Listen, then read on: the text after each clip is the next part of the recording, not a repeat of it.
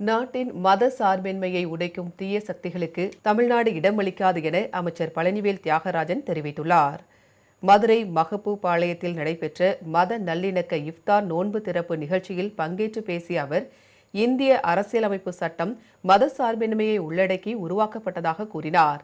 சில தீய சக்திகள் கடந்த சில ஆண்டுகளாக மத நல்லிணக்கத்தை உடைக்கும் வகையில் செயல்பட்டு வருவதாக அவர் விமர்சித்தார்.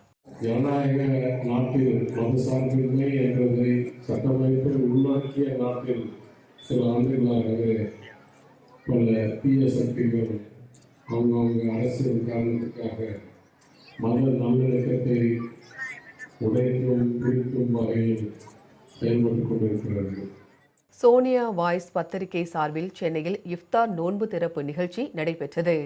அந்த பத்திரிகை ஆசிரியர் நவாஸ் உசேன் தலைமையில் நடைபெற்ற நிகழ்ச்சியில் தமிழ்நாடு காங்கிரஸ் கமிட்டி வழக்கறிஞர் பிரிவு மாநில துணைத் தலைவர் நவாஸ், அக்கட்சியின் வர்த்தக பிரிவு மாநில செயல் தலைவர் எம்.ஜி. ராமசாமி, வர்த்தக பிரிவு மாநில துணைத் தலைவர் கொண்டல்தாசன், விளையாட்டு பிரிவு மாநில தலைவர் பெரம்பூர் நிசார், வர்த்தக பிரிவு மாநில பொதுச் செயலாளர் தணிகாச்சலம், சோனியா வாய்ஸ் பத்திரிகை சட்ட ஆலோசகர் நஜிவுத்தீன் உட்பட பலர் கலந்து கொண்டனர். இதேபோல் சேலம் மாவட்டம் சூரமங்கலம் பகுதியில் உள்ள மஜித்தில் மாநகர காங்கிரஸ் சிறுபான்மையினர் பிரிவு சார்பில் இஃப்தார் நோன்பு திறக்கும் நிகழ்ச்சி நடைபெற்றது.